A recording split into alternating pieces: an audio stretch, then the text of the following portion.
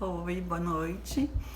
Sou a doutora Trícia Costa Claro, lá da Clínica Costa Claro, sou dermatologista e hoje a live vai ser sobre menopausa e nutrição, com a doutora Mariane Rovedo, que é nutricionista lá na clínica. Boa noite. Então, essa é a terceira live sobre menopausa, da série Menopausa. Primeiro a gente começou com a doutora Chiara, falando sobre menopausa e reposição, onde a palavra-chave foi a individualização. Depois, ontem, nós falamos com a doutora Flávia Tida sobre menopausa e sexualidade. Foi super bacana. Se vocês quiserem ver essas duas lives, elas estão gravadas e vão ser postadas aí no Facebook, além de ter ficado salvo nos stories do Instagram. E hoje, a terceira live é sobre menopausa e nutrição, com a doutora Mariane Rovedo. Então, ela já entrou aqui, já vou conectar. Boa noite, então, para todo mundo, sejam todos bem-vindos. A Mariane já está se conectando. E... Oi, Oi, doutora. boa noite. Boa noite, tudo bom? Tá ouvindo? Tô te ouvindo bem, você me ouve bem? Sim, para mim parece que deu uma travada aqui no vídeo. Tá Eu tô tudo te certo? ouvindo bem.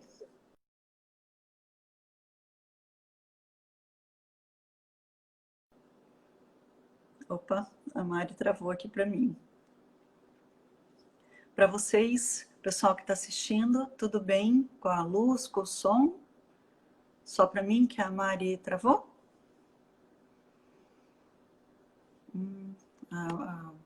A Mari acabou desconectando, vamos ver se ela entra de novo. Oi, Takai, tudo bem? Oi, Rosane, seja bem-vinda. Oi, Regiane. Oi, Gabi. Oi, Jackson. Ela entrou de volta aqui.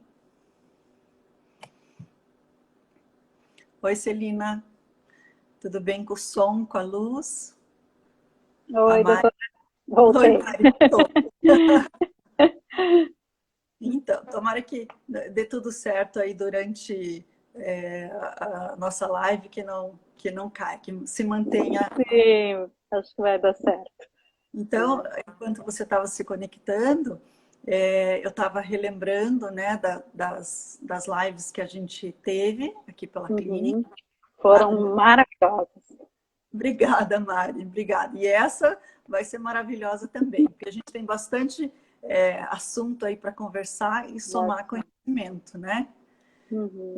Coisas, né, que eu escolhi a menopausa, então, até comentei nas lives anteriores que é por interesse pessoal, mas o principal é a gente aumentar o conhecimento, porque dizem que a ignorância protege, mas eu acho que o conhecimento salva vidas, Com principalmente certeza, nessa nossa área, né? sem dúvida. Eu, quando fiz medicina, a gente escolhe, né, estudar e fala-se muito em medicina em tratar doenças, mas eu vejo como é importante a prevenção que elas ocorram, Com né? certeza. A nutrição tem esse papel, assim, eu acho que é o foco, né, chave da nutrição é fazer esse papel de prevenção, né? A gente trata também as doenças crônicas, mas se puder prevenir, é muito melhor, né? Nem chegar no estágio da doença. Claro, quando existe a doença, que bom que há tratamentos, né? Mas a questão de prevenir é essencial. E no climatério, são várias as alterações que ocorrem, né? Começa com a diminuição dos hormônios, e essa diminuição, principalmente do estrogênio, leva a algumas outras alterações em decorrência, né, como alteração aí de colesterol, triglicerídeos, aumento de pressão, e isso aumenta muito o risco de doença, né, cardiovascular na mulher, Sim, cardiovascular. parto. Então, essa é a importância de eu ter te convidado para falar sobre menopausa e nutrição. Então, seja bem-vinda, Mariana. Eu queria que você falasse um pouco sobre você. Obrigada, doutora. É um prazer, né, estar participando da live.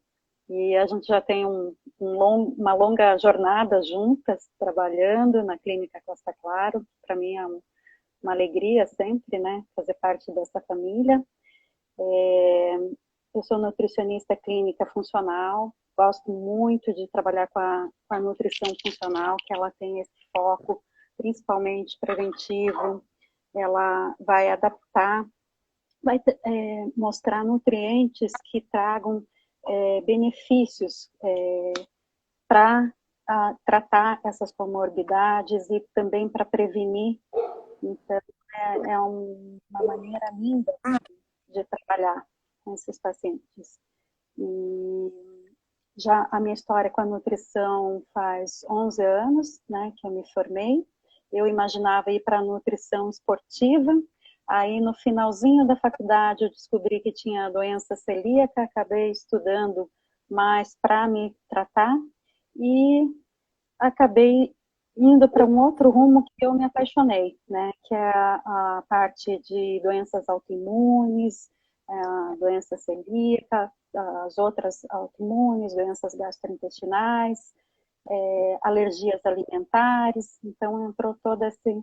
E nisso a gente acaba tratando todas as doenças crônicas também, né? Diabetes, alteração do colesterol, enfim, tiroidismo, e assim a gente lida, né, como olha para o paciente como um todo. Sim, Né? porque Então, cada um tem individualidade. isso. As doenças, muitas vezes, elas andam juntas, né? Uma pessoa não tem ou uma ou outra coisa, né? E a gente, como trata a gente como um todo... É bem comum ter síndrome metabólica, né? Então, uma doença vai puxando a outra. Às vezes a gente pega paciente aí que tem 4, 5 comorbidades e tem que olhar para o paciente como um todo. Uhum. No teu consultório, quando você está atendendo os pacientes, quais são as principais queixas? De mulheres nessa fase do climatério, aumento de peso, né? Acho que é a principal que toda mulher quer. Vida inteira, né? Com A todos. vida, a vida toda, mas chega depois dos 40, 45, quando entra já no climatério, o metabolismo já fica diferente e é uma queixa maior, né? Prisão de ventre, o envelhecimento precoce também, flacidez. Então, tem vários aspectos, né, que a gente trata junto. Da queda de cabelo é bem comum. Normalmente, até após os 50, uma coisa que eu vejo bastante é osteopenia, osteoporose. E também as intolerâncias, principalmente a lactose, é bem comum, né? Porque com a idade passa a diminuir a produção da enzima lactase e daí a grande parte da população acaba tendo uma intolerância à lactose. Né? Isso não teria a ver com o climatério em si, mas com a idade, com a diminuição da enzima, né? E aí, no climatério, como a gente estava conversando no início, pela diminuição do estrogênio, há uma maior tendência a ter o aumento do colesterol, o aumento do triglicerídeos, né? O aumento de peso, porque, como você falou, o metabolismo já diminui, o acúmulo dessa gordura abdominal. Existe, então, alguns cuidados que a gente pode fazer assim, já está chegando numa fase para evitar Sim, que isso venha a acontecer? Sim, fundamental, né? Cuidar da alimentação, principalmente, quanto antes, melhor, né? Criar hábitos saudáveis, né? E o ideal é tratar antes de chegar a ter uma comorbidade. Se chega no processo de já ter, por exemplo, uma dislipidemia, uma alteração de colesterol, a gente tem que trabalhar num processo um pouquinho mais emergencial para recuperar, para tirar esse paciente de riscos, né? Mas, assim, fundamental é controle do peso corporal, né? Porque essa gordura que a gente acumula, principalmente a abdominal, ela é bem prejudicial, faz esteatose hepática, essa gordura ela acumula dentro das vísceras, né? Então, acumula no fígado também, fazendo esteatose hepática. Ela tem maior risco cardiovascular. Então, o controle do peso corporal é fundamental, né? E junto para chegar nesse objetivo, às vezes a pessoa pode ser até magra, com peso adequado, mas ela já começa a ter aquela barriguinha, aquela pochetezinha, aquela barriga mais abdominal, aquela gordurinha abdominal, ela já é suficiente. Tem muitas pessoas magras que têm essa gordura abdominal e que fazem esteatose hepática, ou tem um risco já cardiovascular um pouco mais aumentado, né? Isso não é só o emagrecer, é ter esse cuidado com esse tipo de gordura que é nociva, né? E para isso a gente tem estratégias da nutrição para trabalhar. Quando a gente fala de perder peso ou manter o peso, não exatamente aquele padrão estético que às vezes a gente vê na mídia, né? Não adianta nada ter, vamos dizer, o peso ideal ou esteticamente o ideal, mas ter as alterações de laboratório, ou a gordura hepática, que é que você falou das falsas magras, né? Isso. Não é o padrão estético, é o padrão que a gente preconiza de saúde mesmo, né? Cuidar da saúde e diminuir esses riscos, né? Diabetes também é relacionado com o aumento do peso. Então, tem várias doenças que são ligadas com esse excesso de gordura e uma má alimentação, né? E que isso a gente tem como prevenir ou tratar, se já tiver estabelecido algum padrão, alguma comorbidade, a gente trata, né? E com dieta mesmo, dieta equilibrada. Hoje em dia as pessoas têm hábitos, né? O brasileiro acaba tendo um hábito, consumo muito grande de carboidrato, muito grande de fritura, sal, sódio, estoura.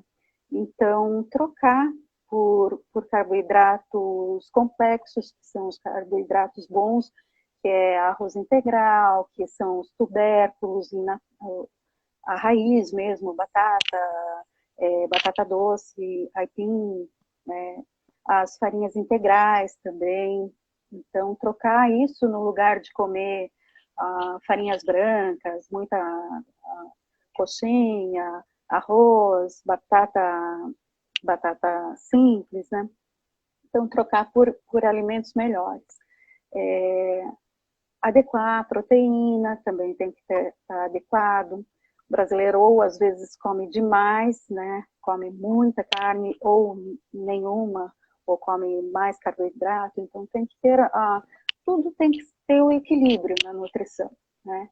Como é que você raciocínio para poder assim, fazer uma dieta, ou às vezes não é legal a gente usar a palavra dieta, né? Mas reorganizar a alimentação. Reeducação alimentar. Através de cálculo dietético mesmo, é matemática, né? Então, é peso, altura, daí tem todo o cálculo dietético, onde a gente faz adequação para aquele indivíduo. E a dieta é muito personalizada, muito individualizada. Por exemplo, se ele... primeira coisa que a gente faz é corrigir os erros dietéticos, né? Então, um paciente come excesso de gordura, adora um salgadinho, uma fritura, ou industrializado, só come comida de pacotinho, só come miojo. Então, a gente vai corrigindo os erros alimentares. Esse é o fundamental. Depois, a gente vai trabalhando para colocar os alimentos funcionais, que são os alimentos onde eles vão ter um poder, por exemplo, de tratar uma dislipidemia, uma alteração de colesterol, né? Eles são alimentos mais antioxidantes, mais anti-inflamatórios. Então, a gente vai acrescentando esses alimentos na dieta também, para que cada vez entre num estágio de equilíbrio mesmo do organismo. Uhum. E a proteína, você comentou que é bem importante nesse equilíbrio aí, junto com essa parte dos carboidratos, né, que são os integrais, Quais são as opções de proteínas? A proteína é o grupo das carnes, ovos, né? Então, todo tipo de carne, bovina, ave, peixe, frutos do mar, ovos também. Então, esses são o grupo das proteínas. O importante é escolher proteínas magras, né? Que não sejam muita gordura, não comer aquela gordurinha da picanha, não comer a linguiça, sabe? Um filezinho. Não tem problema de comer uma carne vermelha ou até mesmo suína, desde que seja uma carne magra. O porco tinha muito mito, né, de que carne de porco não é bom. Não, não tem problema desde que não seja o bacon. Se for um lombinho magro, um pernilzinho magro, não tem problema. Um peixe, o peixe é muito importante, ele tem rico em ômega 3, né, que ele vai aumentar o colesterol bom, o HDL. Então, o peixe é importantíssimo para a dieta. E é uma coisa que as pessoas têm pouco hábito de comer, né? Principalmente aqui em Curitiba, bem pouco. E além da escolha do tipo de proteína, né, a proteína magra, o modo que vai fazer essa proteína Sim, influenciar. o modo de preparo e a quantidade também, porque não é uma coisa assim que, proteína é bom, vou comer 10 ovos no café da manhã. Não, né? Tudo isso tem quantidade. Então, é feito todo um cálculo. O modo de preparo, sempre melhor, sem gordura também, melhor assado, grelhado, pode ser cozido com molho de tomate, coisas que não fiquem aquela carne, eu brinco que é aquela carne de vó, de panela, que elas fazem com aquele molho brilhando na gordura, é uma delícia, mas não é uma carne para comer todo dia, né? Então, tem que, no dia a dia, ter hábitos de cozinhar com pouca gordura e utilizar gorduras boas. Uhum. E é bem uma questão de hábito, né? Tudo que a gente se acostuma e repete a fazer, acaba criando o hábito de ser daquela maneira, né? E no Sim. caso, você, quando prescreve uma alimentação adequada para aquele paciente, a família toda sai ganhando, né? Porque não é para Com fazer certeza. separado só para aquela pessoa Né? daquela maneira, né? Isso é muito bacana, porque normalmente a gente atende uma pessoa da família e daí ela vai mudando o hábito, daí o marido vê, começa a gostar, daqui a pouco vem para a dieta, quando vê está a família toda. Tenho várias famílias que comecei atendendo um e depois passei a atender a família toda. É muito gratificante. Qualidade de vida, daí vai para todos, né? A Não, e saúde. o mais bonito é a hora que a gente pega os exames, né? E comprova isso através dos exames, assim, que vê aquele paciente que chegou no consultório com várias alterações e depois de um tempinho a gente vê aqueles exames todos bonitinhos. Muito bom. E a gente estava comentando então desse aumento do risco cardiovascular, né? O cardiovascular aqui a gente fala de aumento de risco de infarto, aumento de risco de AVC, né? Uhum, sim, E uma das coisas que aumenta bastante o risco nessa faixa etária é o tabagismo, né? sim. E aí a gente escuta muito assim, ai, tô tentando parar, mas quando eu paro, eu tenho muita vontade de comer doce. E aí aquela baixa do metabolismo com a facilidade de engordar, junta com a vontade de comer doce e da falta do cigarro. Como é que a nutrição pode ajudar nisso? Sim. Tem algumas estratégias, né, que a gente faz para esse caso, principalmente é dar opção, porque muitas vezes, quando tem uma adicção, o paciente troca isso por um outro vício, né? Então, ele troca, às vezes, o hábito de fumar por comer doce. Então, a gente tem que dar opções saudáveis, por exemplo, doces à base de frutas, ou nos lanchinhos, fazer potinhos, por exemplo, eu gosto muito de fazer no lanchinho, aperitivo, que a pessoa fica beliscando ali, tomatinho cereja, ovinho de codorna, pepininho, cenourinha baby, coisa que quem tem compulsão gosta de ficar beliscando, roendo, principalmente agora nessa fase de quarentena que as pessoas ficam na frente da TV, em vez de comer um monte de coisa calórica, é uma boa opção.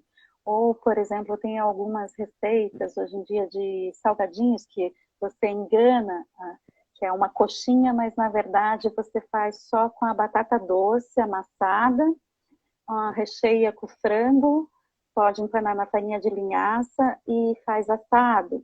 Então, assim, fazer algumas receitas funcionais, algumas receitas que vão dar saciedade e que engana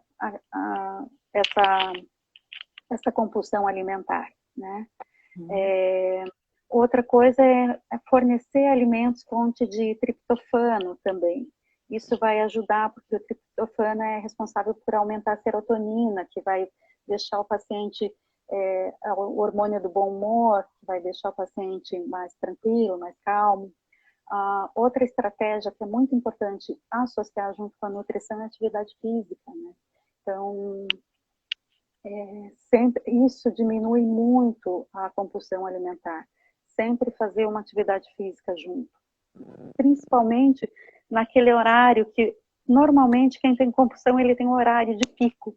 Sempre tem aquele horário, ou para a mulher é muito comum lá por 17 horas, que é onde tem uma queda de cortisol, então dá esse pico de compulsão. Ou tem aquelas pessoas ainda que assaltam a geladeira de madrugada. De madrugada eu não vou falar para ele fazer atividade física, né? A gente entra com alguns alimentos à base de triptofano antes de dormir, né? Quais seriam Então, os alimentos ricos em triptofano? banana é excelente. O abacate tem L-glutationa, que também tem uma função super boa nesse sentido. Do triptofano, castanhas também tem, farinha de linhaça também tem, mel. Então, à noite é bem legal fazer uma bananinha amassada com uma colher de mel e uma colher de linhaça, né? Ou um abacate batido com uma banana, também é legal. E principalmente quem tem essa compulsão alimentar gosta do doce e sentir esse saborzinho doce, à noite ele vai dormir mais tranquilinho. Tomar um chazinho quentinho, fazer aquela higiene do sono para tentar não acordar no meio da madrugada. Abaixar o cortisol também é importante, né? Não só trabalhar essa parte do triptofano, mas como trabalhar o cortisol também, que é hormônio de estresse. E normalmente quando a pessoa deixa de fumar, aumenta o estresse dela, né? Ela tem abstinência. Então a gente tem que trabalhar também esse nível de cortisol. E trabalha da mesma maneira, com atividade física. Atividade física é mágica para tudo, né? Associado com uma boa alimentação, é o pulo do gato para uma saúde boa. Bem bacana essa lista de alimentos que você deu aí, ricos em triptofano, para esse horário final de tarde, que é realmente um dos horários que mais as mulheres em si são acometidas, né? E para TPM, não necessariamente na Sim, sim, pausa, né? Para TPM. também. Tem E, várias receitinhas super boas. Tem um bolinho de fibra que eu amo, que é bem facinho de fazer. Amassa uma banana, vai 2 colheres de psyllium, que é uma fibra, 1 colher de farinha de linhaça, um ovo, pode bater numa caneca, assim, e 1 colherinha de fermento. Põe naquelas forminhas de cupcake, 8, 10 minutinhos. Tem um bolinho super rico em fibra, põe uma canela, pode botar uma gotinha de chocolate 70%, que o cacau é bom. O cacau é um alimento super rico em triptofano também. Só que o cacau é legal escolher um chocolate que seja 70%. Não esses chocolates ao leite, que é só açúcar e gordura, né? Então, se for um cacau, um chocolate de qualidade, acima de 70%, é super benéfico. Tem hoje em dia várias marcas super boas. E cuidar do rótulo desses chocolates 70% ou mesmo 50%, porque às vezes tem o 70%, mas tem bastante açúcar, né? Então muda de marca para marca. Não adianta Sim. por meia dúzia, né? Sim, por isso que eu falo que a nutrição às vezes é individualizada, que daí a gente passa, né? Aqui é complicado, a gente não vai falar marcas, mas no consultório a gente acaba dando algumas opções para o paciente que são as melhores, né? Para Sim, ele fazer com boas escolhas.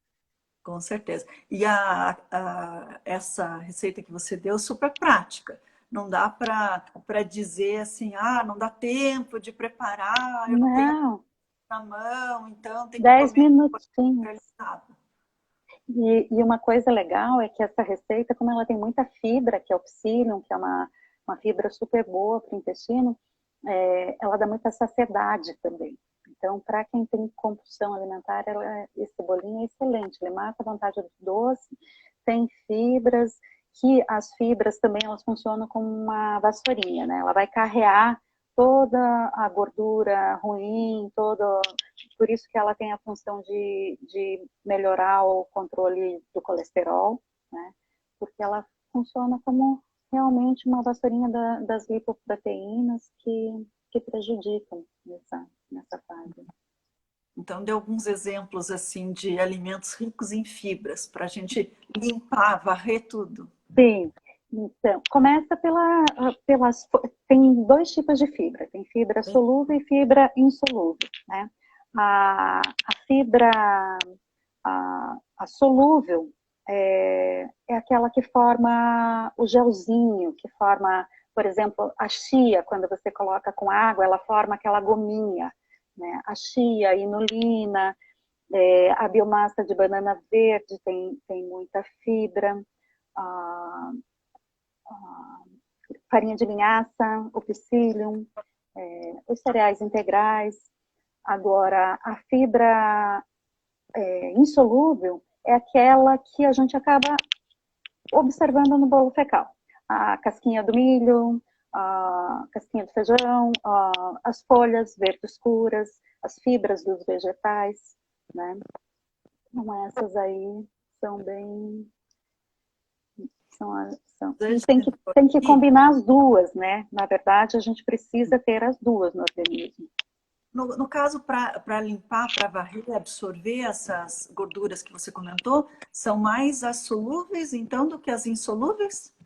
Mais as solúveis, né? Mas, na verdade, a gente precisa das duas, porque elas trabalham em conjunto, estimulando a motilidade intestinal. Então, elas funcionam também como prebiótico, que é alimentar as bactérias, as boas do intestino, né? Então, o alimento prebiótico, principalmente a inulina, a biomassa da banana verde, tem essa função de mudar toda essa microbiota intestinal.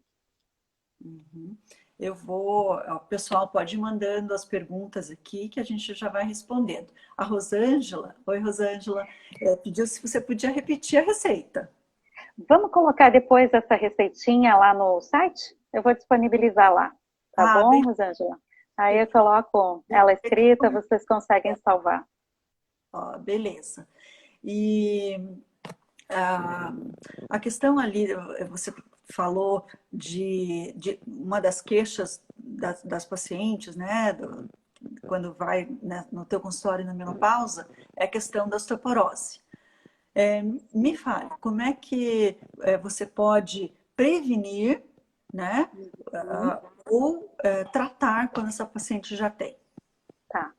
Osteoporose é uma coisa que, quando a pessoa chega no consultório falando em osteoporose, e como eu trabalho principalmente com alergias, intolerâncias alimentares, muitas não podem leite, né? E daí elas falam assim, agora eu não posso cálcio e eu tenho osteoporose. Aí a primeira coisa que a gente faz vai fazer uma bateria de exames, né? Vamos ver o que nutriente exatamente está faltando, porque muitas vezes, na minha prática clínica, eu vejo que não é o cálcio que falta. Sempre vejo níveis de cálcio adequado, cálcio circulando no sangue e outros nutrientes que estão faltando, que são cofatores para a saúde óssea também, né? O fósforo ele é muito importante para a saúde óssea. A vitamina D é fundamental. Sem vitamina D, não vai produzir células ósseas. Tá? Cálcio, vitamina D, zinco, magnésio. É um monte de nutrientes que eles funcionam como cofatores para fazer os osteócitos, os osteoblastos, que são as células ósseas, né? E eles atuam em conjunto. Então, não é outra coisa que é muito importante na saúde óssea, é dosar um hormônio que se chama PTH. O PTH, ele é um hormônio que ele controla a função renal, e se ele não está adequado, ele acaba expoliando muito nutriente, muito mineral, e também atrapalha a saúde óssea. Uhum. E para esses pacientes ali que não podem, com o leite, por alergia à proteína do leite de vaca, por exemplo, você falou de alimentos. Quais que seriam os alimentos que poderiam ser fonte? Os substitutos do leite, gergelim é maravilhoso para substituir o leite. Hoje em dia, os leites vegetais que estão vindo industrializados, a maioria deles já vem enriquecido com cálcio. Couve-flor também, o grão de bico também tem bastante. Então, eu faço muita receitinha com grão de bico, aliás, adoro fazer hummus para passar no pão no café da manhã, uma excelente opção. Fazer hambúrguer de grão de bico, falafel, né? Tem várias opções, né? E os veganos adoram também. As folhas verdes escuras têm cálcio Folhas também. verdes, folhas verdes escuras também. Eu me lembro uma salada que eu comi que achei maravilhosa, folha de grão de bico com espinafre, com Fica muito gotinhas bom. de limão, azeite. Nossa, eu achei maravilhosa a mistura, assim. Fica. Porque a gente normalmente não tem hábito de comer espinafre. E muito Sim. menos cru, né? Às vezes é misturado, escondido. Dá para fazer um que é super rico em cálcio, é fazer um hamburguinho de grão de bico com espinafre picadinho. Ou mesmo colocar o espinafre no hambúrguer Eu faço um hambúrguer funcional que vai a carne moída, o espinafre picadinho, raspa da casca do limão, que daí a vitamina C da casca do limão vai ajudar a absorver melhor o ferro. Então, assim, a nutrição, às vezes a gente passa uma receitinha assim que, faz um hamburguinho no lanche, mas ali, nesse hamburguinho, ele tem toda uma combinação, uma sinergia de nutrientes para ser melhor absorvido. Por exemplo, aquela raspinha da casca do limão, que parece só um temperinho, ela tem uma função ali para ajudar a absorver melhor o ferro do hambúrguer, do espinafre. Então, tem toda uma Fora o estratégia. sabor, Assim. caixinhas de Sim, limão sim, na sim. alimentação Aí, fica muito isso que é próximo. legal, é uma alquimia, né? Que a gente tenta fazer a reeducação alimentar e a gente tenta substituir por coisas que deem prazer para o paciente. Porque, assim, eu pego muito paciente que está acostumado só a comer o McDonald's, hambúrguer com batata frita. Depois, tá bom, então vamos fazer um hambúrguer bem legal, bem saboroso, né? Vamos fazer a tua batata, em vez de ser frita, vamos fazer ela assada da melhor maneira que a gente puder. E a gente tenta fazer um equilíbrio nutricional, comidas que fiquem gostosas e que se adaptem ao paladar do paciente. Também não dá para fazer uma dieta para um paciente assim, que só comia macarrão, miojo, e essa dieta que a gente fala até mais amarelinha, que é a paladar mais infantil, que gosta só de batata, o franguinho, né, coisas que são mais amarelinhas e que não são tão nutritivos assim, não tem variedade, né? Não tem variedade de vitaminas. Então, e querer colocar coisas muito mirabolantes para ele. Tem que ir fazendo uma adaptação devagar, dando opções que ele goste, daí ele vai, cada passo vai ser uma conquista, né? E quando vê Sim, esse acho paciente que está é mais adaptado. desafio, né, da nutrição. Porque existe o preconceito de que a nutrição, você vai na nutricionista, ela vai pedir para emagrecer e vai receitar salada e bife, né? É, Para vai comer. passar fome. Que vai passar fome e que vai ser ruim, não é gostoso. É, E aí, não, não. saboroso, acaba que não consegue manter isso a longo prazo. Sim, E o objetivo é que seja para sempre, né? E que seja sim, gostoso. sim, sim. É uma fase que esse início é como atividade física. Os primeiros 3 meses de adaptação da atividade física é dolorido, a pessoa vai lá, vai meio que se arrastando, né? Mas depois aquilo vira uma rotina e passa a ser prazeroso. A pessoa com a nutrição é a mesma coisa, ela vai passar a se sentir tão bem, melhora tanto a qualidade de vida, que depois ela não quer mais voltar para aquele hábito ruim. Uhum. Então é bem bacana Como desenvolver esse se a modo pessoa gosta de um hambúrguer, é bacana ter a opção do hambúrguer versão saudável. boa, né? O Uhum. mesmo E dá, nuggets, que nuggets lá, lembra muito o McDonald's. Existe sim, o nuggets existe, gostoso que seja sim, melhor. com certeza, porque o nuggets industrializado, ele é a carne mecanicamente separada, ou seja, muita sobra de carne, é uma coisa que não é legal. E o nuggets você pode fazer em casa, mandando moer um peito de frango, só a carne boa do frango, mandando moer, fazendo um empanadinho, pode fazer um empanado com a farinha de linhaça, que fica muito bom. Em vez de fazer frito, faz assado, né? No lugar da maionese, dá para fazer uma maionese de abacate, que também fica uma delícia. Então, a gente acha substituição para tudo. Isso é o ideal, né? De conseguir esse equilíbrio. É, a questão do açúcar, você falou do exercício liberando essas endorfinas, trazendo bem-estar, que depois acaba acostumando e querendo mais, né? E eu vejo que o açúcar, a própria farinha branca, funciona assim. A pessoa busca o açúcar porque aquilo dá um bem-estar imediato e não deixa de ser um vício, porque daí quer aquele bem-estar de novo, volta a comer um alimento doce. É, e me fale assim, existe a frase, o açúcar envelhece. O que você acha disso? Com certeza envelhece, né? Ele aumenta a parte de ages, que é a parte de glicação, e favorecendo o envelhecimento. O açúcar também, ele tem um poder viciante, né? Na verdade, a gente fala que são os 3 venenos, que é os 3 pós brancos, né? É a farinha de trigo, o açúcar e o sal, né? São os 3 veneninhos aí que a nutrição tem que sempre trabalhar bem com eles, né? Se a gente pudesse reduzir ao mínimo isso, consumir muito esporadicamente é o ideal.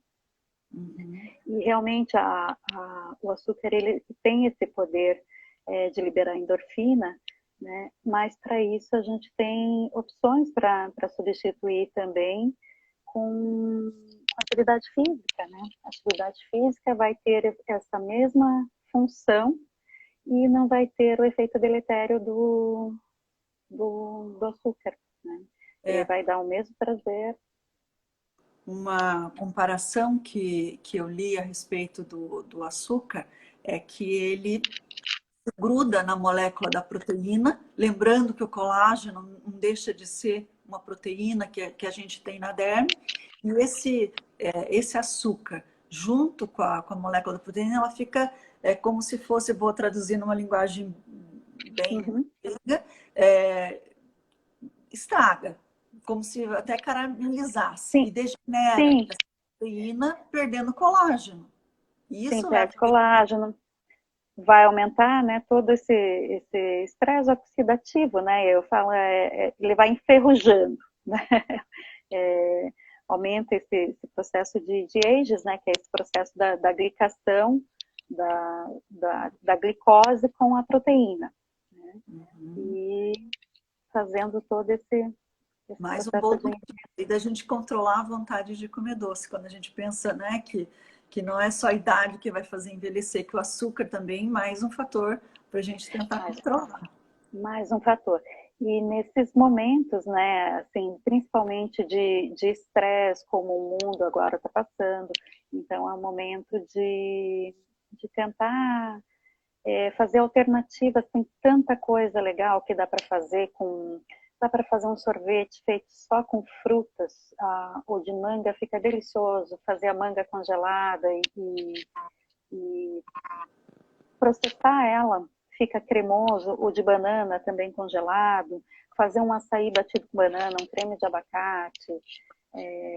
Então tem muita opção que dá para fazer. Aquele que é uma delícia, o creme de papaya. Uhum. Dá para fazer um creme de papaya congelado, bate com uma banana, não vai açúcar nenhum. Se quiser colocar um pouquinho de mel, não tem problema. Colocar coisas que são naturais, coisas boas, né, para a saúde, que vão agregar. Uhum. Bem, joia, ótima dica. A banana, quando você congela, é com a casca ou sem a casca? Sem a casca. Descasca a banana, corta em rodelinha, coloca ou num potinho ou num plástico, mas não coloca ela toda junta. Põe ela mais espalhadinha, que depois vai ficar mais fácil de processar. Aí, se você tiver um mixer ou um processador mais forte, é melhor. No liquidificador dá para fazer, mas tem que fazer batendo aos pouquinhos para não estragar o aparelho. Porque ela Agora que congeladinha, ela fica um pouco você dura. Mas, falou aí, e ali você pode combinar a banana com qualquer outra fruta. Banana com morango. A banana, você até esquece o sabor dela. Você saboriza com outras frutas, que as pessoas falam assim, mas aí tudo vai ficar com gosto de banana. Não, ela é só a base, porque ela vai dar cremosidade. E daí adiciona outros pode misturar com cacau, por com exemplo, né? cacau, eu já fiz com cereja, eu já fiz com papaya. Fica uma delícia. O de manga também é muito bom. E a questão de atividade física é super importante. Até eu queria lembrar e convidar todo mundo que está aí assistindo a gente, que a próxima live vai ser sobre menopausa e atividade física. Mas lembrando que a atividade física não é para fazer só na menopausa, né? Quanto antes a gente começa, melhor os benefícios dela, né? Então a gente vai conversar semana que vem com um super casal, que é a Márcia Moura e o Marcelo Takai, e eles vão contar aí várias coisas das atividades físicas.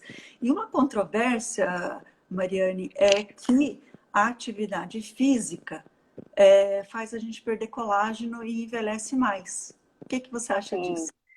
faz por estresse oxidativo, libera muito radical livre, mas isso é atividade física extenuante, né? Tem que fazer atividade física que seja producente, né? Não contraproducente. Quando atividades de longo prazo, por exemplo, maratona, triatlon, né? Isso tem que ter um equilíbrio nutricional, um cálculo dietético, assim, um acompanhamento muito intenso, porque ele gera mais radicais livres, né? Então, eu admiro muito, né? Eu sempre adorei esporte, mas tem que cuidar com essa parte do envelhecimento, sim. Quem faz, pode ver, às vezes, fisionomia, né, de atleta de ponta, e de longa duração, maratonista para cima, ultramaratonista, eles têm uma pele, assim, um aspecto de desgaste pelo estresse oxidativo. Então tem que ter um controle bem intenso. Nutricional, dá para ter esse controle, né? Esse controle seria o quê? É aumentar a proteína? Aumentar alimentos antioxidantes que vão neutralizar os radicais livres, Que que seriam são principais? frutas, todas as verduras, os vegetais, verdes escuras, folhas, todos esses são alimentos que são antioxidantes, tá?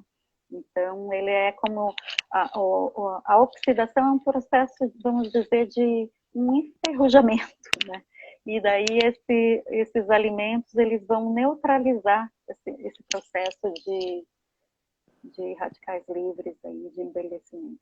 Um alimento assim quando falam antioxidante, eu me lembro, são as frutas vermelhas, né? Que Sim, falam todas as berries. morango, goji berry, e tem as frutinhas secas, né? Para vender, por exemplo. Serve? É boa? Sim, São boas? muito, muito, muito, muito. Muito bom. Todas as berries são bem ricas em antioxidantes. O abacate também, que é a L-glutationa, é um dos melhores antioxidantes que tem, mais abundantes, é a L-glutationa, e tem muito no abacate. O açaí, maravilhoso. Desculpa. Aí tem que cuidar com a quantidade, né? O açaí e o abacate. Quantidade. Mas, assim, por exemplo, para um atleta, e o momento também de comer isso, né? Ele não é proibido, mas é importante em alguns alimentos, por exemplo, eu falei muito da banana, né? E às vezes eu vejo paciente que come lá 3, 4 bananas ao dia. Pode comer banana? Pode, mas não precisa comer 3, 4 vezes ao dia, né? É o momento de comer. Qual é o melhor momento para comer essa banana? Num pré-treino é legal? Um açaí num pré-treino que vai ser fonte de energia? Ótimo, não tem problema nenhum. E muito pelo contrário, ali é o momento certo, porque ele já vai entrar com um pool de oxidante antes da atividade física, para evitar justamente esse processo de envelhecimento de radicais livres aí. Essa era uma dúvida que eu ia perguntar para você em relação a isso, de lanche pré-treino e lanche pós-treino. E aí a gente vai falar sobre as pessoas que fazem uma atividade física normal, não triatlon, que esses Sim, são casos desportista. específicos, né? Para os desportistas, sempre a gente, pré-treino, a gente tem que pensar o quê? Que a pessoa está precisando de um alimento que seja fonte de energia, né? Ele vai gastar ali, ele precisa ter a energia para treinar bem, para conseguir erguer peso, ou para correr, para pedalar, enfim. Então, o melhor são os carboidratos. Nesse momento, pode entrar um pouco um carboidrato de médio índice glicêmico, por exemplo, como a banana, até um suco de laranja, um açaí, um lanchinho que vá um mel, alguma coisa assim, não teria problema, porque ele vai gastar. Então, ele não vai fazer um pico glicêmico, porque logo em seguida ele vai gastar e a glicemia dele não vai subir, não vai fazer pico glicêmico. E no pós-treino, a gente combina sempre uma opção de um carboidrato de baixo índice glicêmico ou médio, dependendo, né, do que a pessoa treina, e junto com uma proteína. A proteína porque ele vai precisar para recuperar o músculo. E por que as pessoas pensam assim, pós-treino é só proteína? Não, pós-treino precisa de um carboidrato também, um carboidrato bom, porque durante o treino ele perdeu o glicogênio muscular, que é toda a glicose que está dentro do músculo, e se ele não repor essa glicose do músculo pela alimentação rapidamente, de preferência até 30 minutos pós-treino, ele vai começar a depletar o próprio músculo. Daí, o que não é interessante é metabolizar músculo. Então, a gente dá um carboidrato bom, numa quantidade sem exagero, né? E junto com uma proteína, faz uma combinação boa no pós-treino, para ele não perder músculo e para ele ter a recuperação, né, através da proteína, para ele recuperar o glicogênio e recuperar o músculo. Esse pós-treino que você está falando é de pessoas... Ai, Maria, acho que você está escutando? Oi? Está me Tá escutando? ouvindo? Estou escutando. Esse treino que você está falando são nós de pessoas normais. Sim, fez lá uma hora de musculação, fez foi correr 40 minutos, uma hora, isso aí. Então, precisa ter essa combinação. Por exemplo, chegou de um treino, pode fazer uma crepioca, rechear com um franguinho desfiado, ou umas rodelas de batata doce, um ovo, dependendo do horário. Né? Então, tem várias estratégias, dependendo do horário, a gente faz alguma, e do que a pessoa gosta também, né? Esse é o legal da nutrição, que a gente pode adequar. Quando está no consultório, a gente vai conversando sobre preferências alimentares também, né? Então, o horário que treina, o que gosta de comer. Ah, não, eu não gosto de batata doce. Então, vamos pensar em outra opção. E assim a gente vai montando um plano alimentar bem Sim, né? personalizado. É importante para ver isso, né? Todos os gostos e hábitos. E, Mari, uma coisa que eu sempre tenho curiosidade é assim, o quanto, em falando de perder peso, né? No caso, a gente está focando mais na menopausa, que diminui o metabolismo, e com isso aumenta a chance de estar sobrepeso. O que é mais importante? A dieta, né? A alimentação adequada ou o exercício físico? É meio a meio isso? É meio a meio. Na verdade, até uma pessoa consegue se manter com baixo peso ou com peso adequado, ter um equilíbrio, uma eutrofia, aí ela se alimentando bem e não malhando, né? Mas dificilmente ela pode malhar, e se ela chega da academia, ela vai comer só chocolate, só besteira, né? Dificilmente ela vai se manter saudável. Mas realmente uma coisa não anda separada da outra, né? Que até um motiva a outra, inclusive. A hora que você treina, você tem menos ansiedade, você consegue fazer melhores escolhas alimentares sem ansiedade. E a hora que você se alimenta bem, você está mais disposto, você quer treinar mais. Então, uma coisa funciona junto com a outra. O ideal é que andem juntos, sim. Né? Até para que nessa parte do climatério já começa catabolizar muito músculo, perder muito músculo. E colágeno, enfim. E para isso, atividade física é fundamental. Para a osteoporose também. Para a osteoporose, a melhor atividade física que tem com pouco de impacto. Tem que ter um pouquinho de impacto para estimular as células ósseas ali a fazer um processo de recuperação. Então, as duas coisas, elas andam muito associadas. Uhum. E tem a questão quando você fala, né, de diminuir o metabolismo, facilitar o aumento de peso, esse aumento de peso gera o consumo de mais carboidrato gera a liberação de insulina. E essa insulina, para baixar a glicemia, vai se tornando um ciclo vicioso e o organismo passa a ter uma resistência insulínica. E essa resistência insulínica pode evoluir para um diabetes, né? Com certeza, sem dúvida. É esse mesmo processo que acontece. É um ciclo vicioso, por isso que a escolha dos carboidratos não precisa o paciente falar assim, vamos cortar carboidrato. Ah, eu estou pré-diabético, eu vou cortar carboidrato, eu vou fazer uma low carb. Não necessariamente. O principal é quantidade, tipo de carboidrato, hora que você vai comer. Então, tem todo um processo, né? Você não precisa, por exemplo, cortar. Tem gente que fala assim, eu tô, mesmo o diabético, né? Eu não posso comer cenoura porque eu sou diabético, porque tem carboidrato. Não, pode, né?